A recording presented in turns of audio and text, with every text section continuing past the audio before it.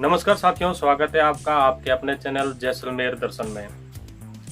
साथियों, आज हम चर्चा करेंगे राशन कार्ड पर जो 2 रुपये अथवा 1 रुपये पर जो राशन अथवा गेहूं मिलता है, यानी NFSA राष्ट्रीय खाद्य सुरक्षा कार्यक्रम के जो लाभार्थी हैं वो कौन हो सकते हैं, यानी वो राशन प्राप्त करने की योग्यता के लिए क्या क्या मापदंडों का होना जरूरी है। आज हम चर्चा करेंगे इन्हीं बिंदुओं पर।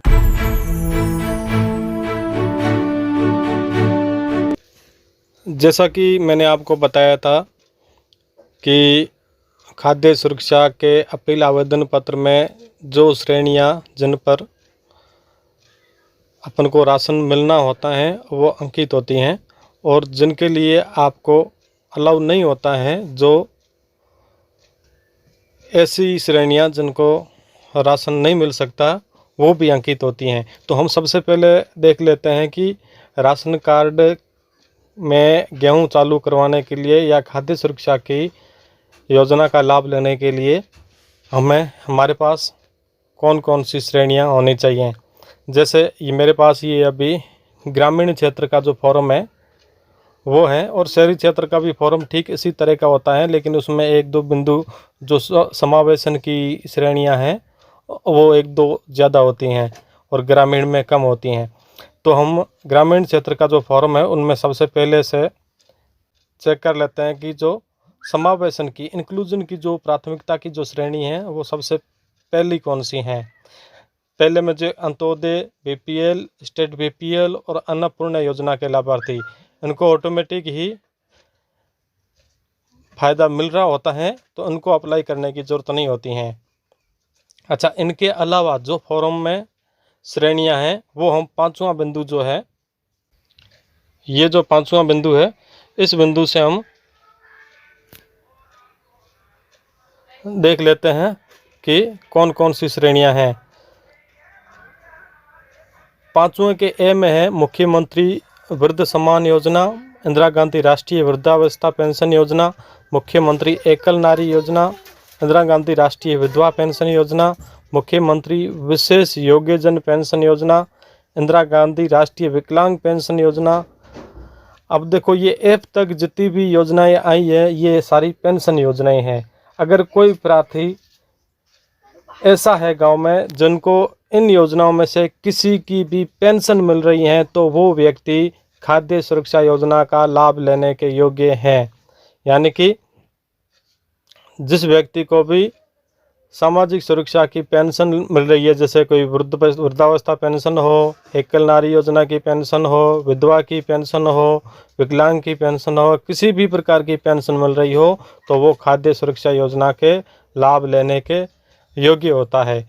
अब 5वें का जी जो पॉइंट दिया हुआ है उसमें देखते हैं कि महानरेगा के 2009-10 से उसके बाद में किसी भी दिन या किसी भी वर्ष 100 दिन मजदूरी करने वाला परिवार, जिसने 100 दिन मजदूरी किसी साल में पूर्ण कर ली है, तो वो परिवार भी खाद्य सुरक्षा योजना का लाभ लेने के योग्य हो जाता है।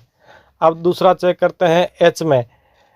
एच में है मुख्यमंत्री निराश्रित पुनर्वास परिवार योजना, जिनके पास घर नहीं हो और जनजाति योजना लोग हो, उनके लिए ये योजना होती है, और इस योजना का लाभ लेने वाला या लाभ लिया है वो परिवार भी खाद्य सुरक्षा योजना में सम्मिलित माना जाएगा, या उनको पहले आवेदन तो करना ही पड़ेगा। सहारिया और कथोड़ी जनजाति के परिवार, हाई पॉइंट। और जे में देखते हैं भूमिहीन कृषक।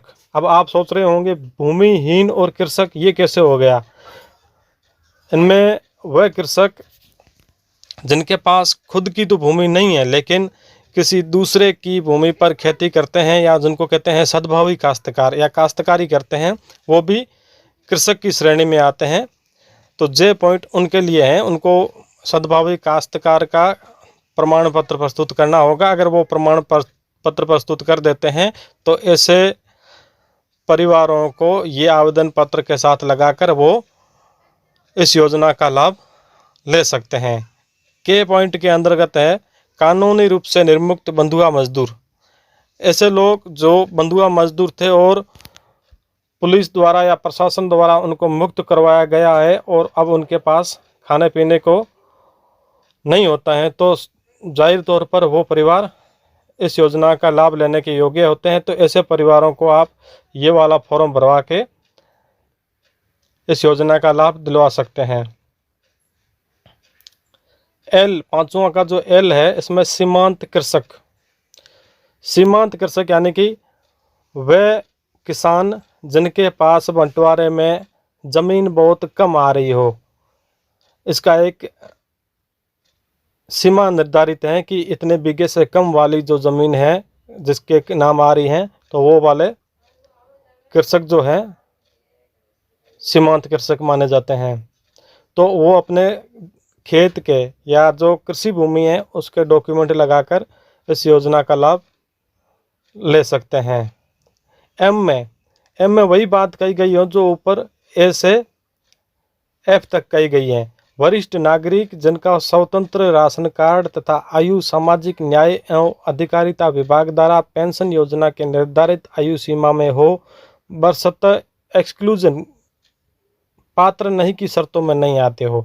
अब आपको ये एक्सक्लूजन जो दिया हुआ है, एक्सक्लूजन का मतलब है इन जो ये श्रेणियां दी गई हैं, इसी फॉर्म के पीछे कुछ ऐसी श्रेणियां दी गई हैं कि अगर आप इन श्रेणियों में आते हो तो आप ये राशन कार्ड का जो गेहूँ मिलता है वो लाभ लेने के योग्य नहीं है। वो हम बाद में चेक करेंगे, लेकिन सबसे पहले हम जो योग्य वाली श्रेणियां हैं उनको चेक करते जा रहे हैं।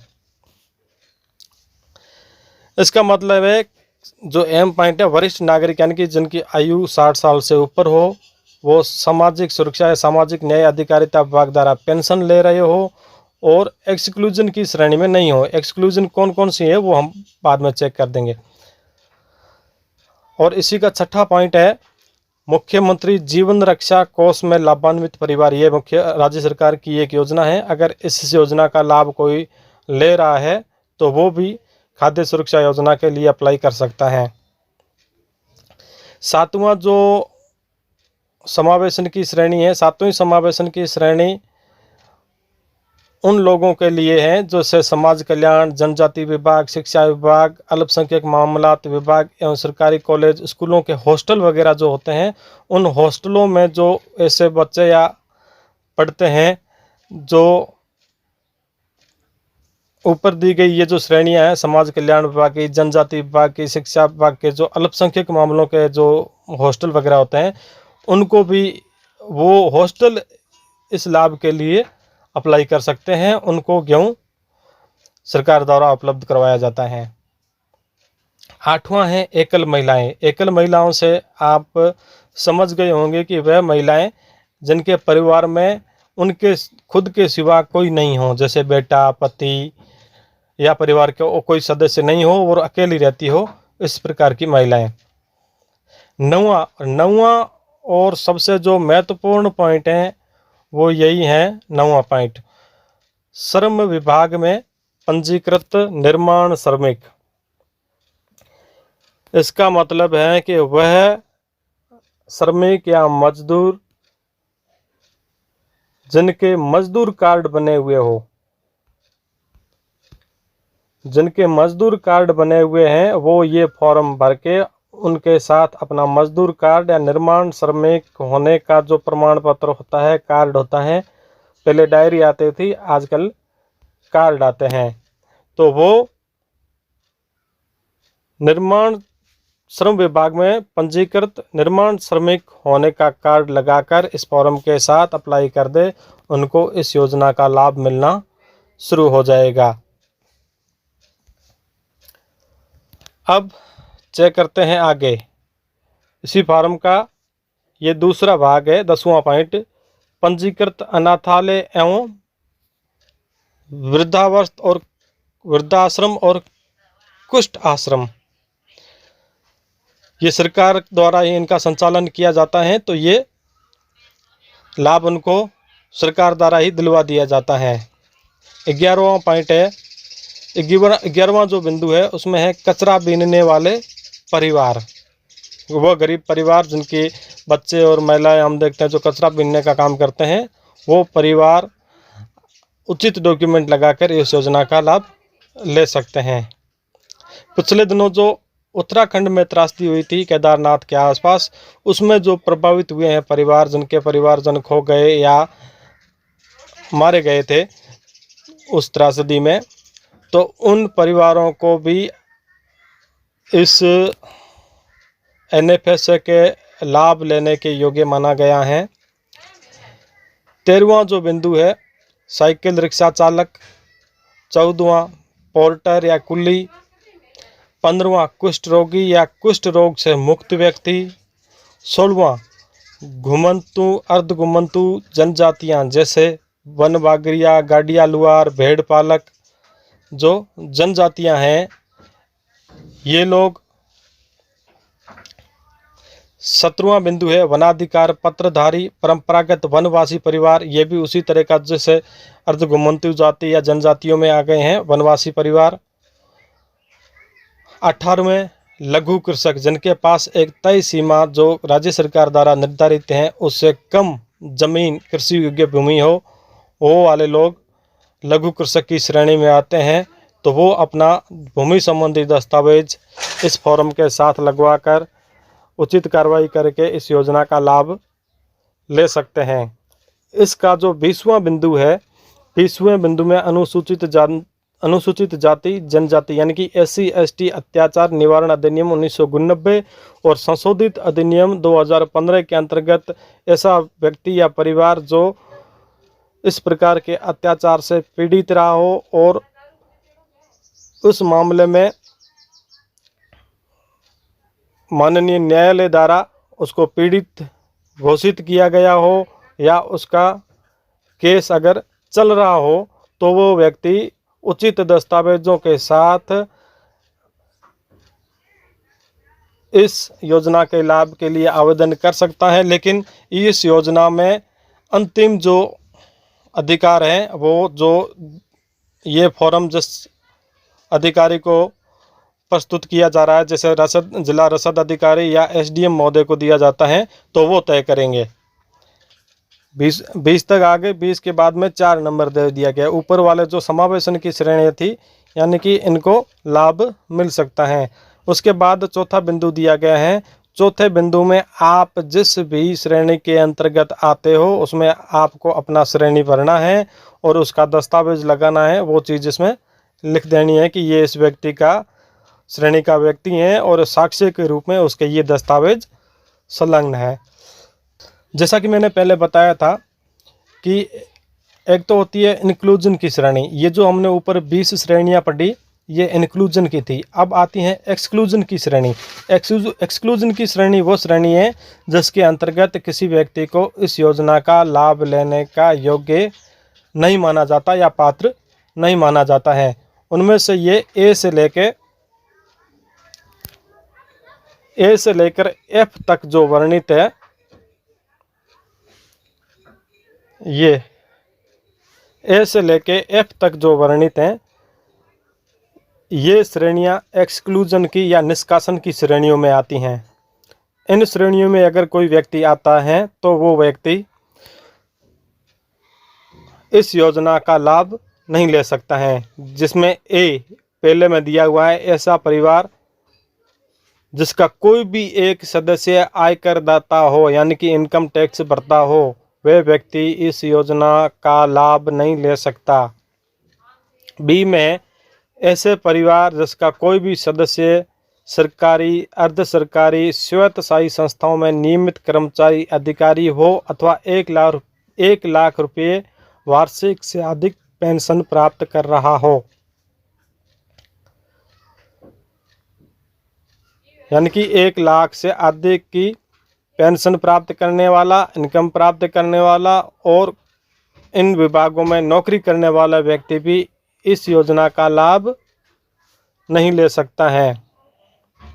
सी बिंदु के अंतर्गत ऐसे परिवार जिसके किसी भी एक सदस्य के पास 4 पहिया वाहनों, खुद के नाम से ट्रैक्टर और वाणिज्यिक वाहनों को छोड़कर, जो कि जीविका पर्जन में काम आते हैं, यानी कि आजीविका चलाने के लिए जैसे टैक्सी है, लोडिंग टैक्सी है, इनको छोड़कर, ट्रैक्टर हो इनको छोड़कर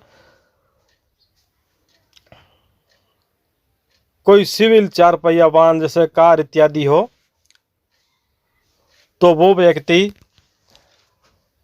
इस योजना की एक्सक्लूजन की श्रेणी में आता है, यानी वो पात्र नहीं समझा जाता है।